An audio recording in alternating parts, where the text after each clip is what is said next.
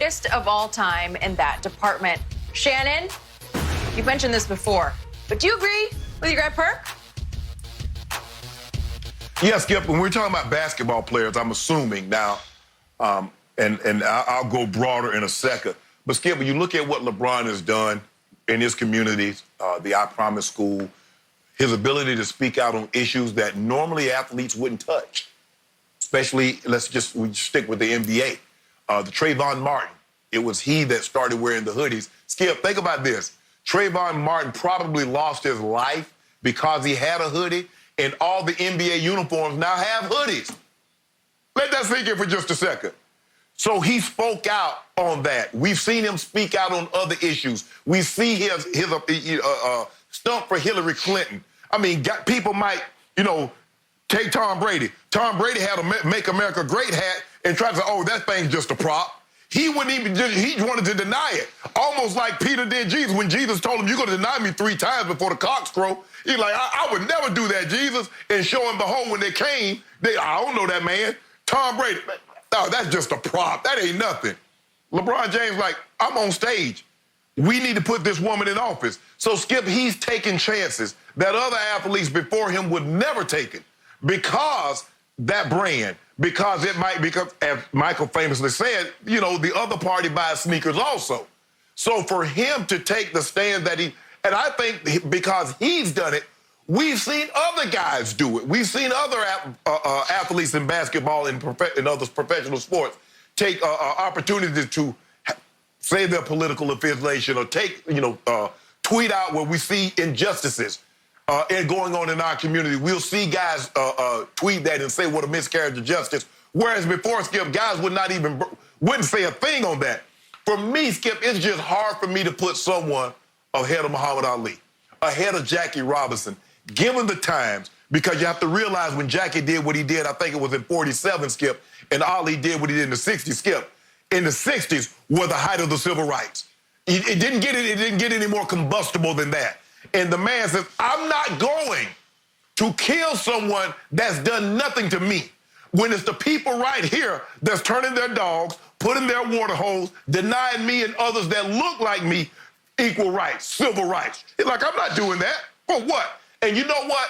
Do what you want to do. You want these belts? Take them. You want to take my career? Take it. But I'm not going still. And Jackie and Mr. Robinson having to come up, Skip, when they were the insults that he had to go through, and people would say things and spit on him and do certain things towards him. It's hard for me to put LeBron in front of them, but I think those guys made it easier for LeBron because he says it's always the right time to say and do the right thing. And I think it's made it easier for LeBron. But if we're talking about basketball players, it's hard for me to say someone is bigger than LeBron. Now, Kareem, Skip, you got to realize, Kareem was at the summit in Cleveland, Skip, as a college player. People don't realize Kareem was there. He was. With Ali, with Jim Brown, with some of the all-time greats. He was there. So, but, Skip, I don't think he's been as outspoken on certain issues. Now, behind the scenes, we know what he converted to the Muslim faith. But LeBron James, Skip, it's not even close. It's not even close. And I think that's the vast difference between he and Mike. Okay. This is deep and complex, but it is.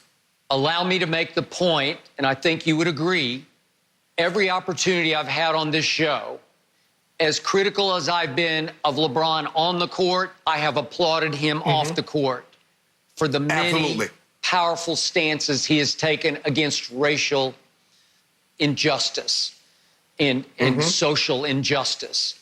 And the I Promise School is legendary to me, what he has done off the court. All of that is correct. But when our man Kendrick Perkins goes to the point of it's not even a debate that LeBron is the GOAT off the court, man, Perk, be careful there because Shannon makes strong, great points. You're eliminating a lot of history. And one name you didn't invoke that I want to throw into the mix here, Shannon, the great Bill Russell was also at that summit backing Ali that day in Cleveland. Yes. And just remember, Bill Russell was the first black superstar in the NBA, and he was breaking through in a city of Boston that did have a racist component to it. Let me just go that far. And then Bill Russell became the first black. He did.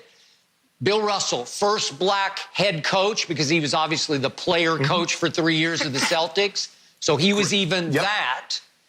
And finally, he was a powerful member and force in the Black Power movement who was constantly outspoken against racism to the all-white media in Boston. Well, that's breakthrough, man. That is, you are threatening your very career, which brings us back to Kareem. He didn't have a loud voice, but he had a strong voice. He didn't scream it, but he said it softly and he said it powerfully. And he even went so far as to say about Michael Jordan, and I've never defended Jordan off the court, but he said of Michael Jordan, he chose commerce over conscience. Well, that's a deep, powerful way to say what the truth was. Yes.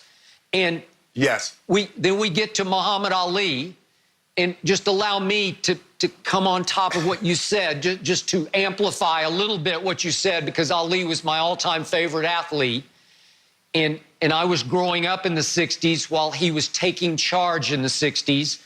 And he joins the Nation of Islam because he did not want to carry on with what he called his slave name, Cassius Clay. Correct. And then he chose not to join the military and risk his career. And to your point, LeBron's never actually risked his whole career to take a stand the way Ali did. And he said, I got no quarrel with them Viet Cong, and he didn't. And so he said, I believe in my faith so deeply, I don't want to go fight in Vietnam. I don't believe in it. And an all-white jury convicted him of draft dodging, and he didn't go to jail, but he went into exile.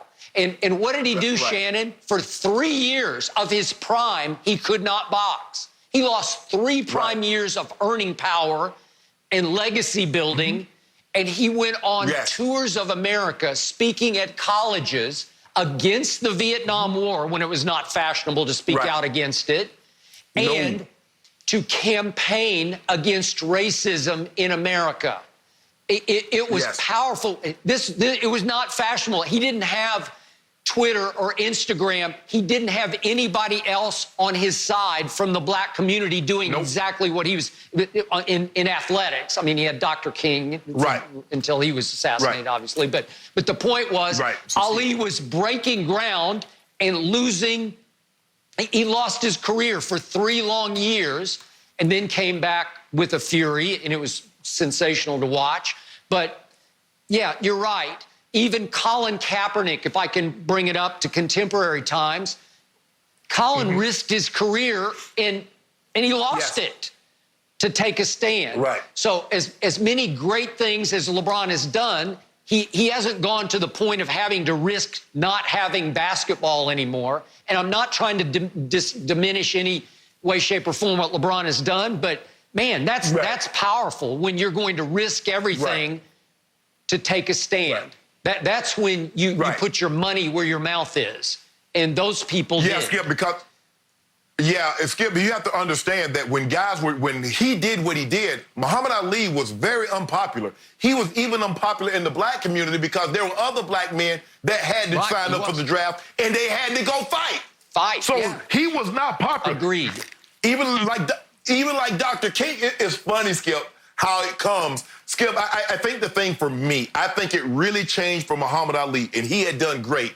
When people saw him light the torch in Atlanta in 1996, he was no longer the guy that was quick-witted, Skip, and had all those, could get into the verbal jarring matches and have everybody laugh, make everybody laugh. They looked at him and said, what this man endured, he's lighting a torch. That's what this is about. Now, all of a sudden, he became a sympathetic figure because at the time, he was castigated. Nobody was talking about Muhammad Ali in the term. Nobody thought. I guarantee you, Muhammad Ali probably, if you probably ask his wife, Lonnie, did Muhammad think he would be what he became later in life? It would be very interesting to hear us say when he was doing what he was doing, did he think he would become this beloved figure? I can assure you, Dr. King had no idea he was going to become beloved because Skip, everybody, even people that were against him, quote him now. It's the same thing with Ali. Skip, LeBron has been unbelievable. I don't know if we've seen an athlete this big, obviously, Skip, because now you have all these media platforms. So, Arthur Ashe, Skip, we forgot about Arthur Ashe. We forgot about him and what he went through. But, Skip, LeBron James, as far as basketball, and now in today's time, yeah, Skip, it's hard for me to see someone bigger than he is and taking a more outspoken stance. I got it. Can I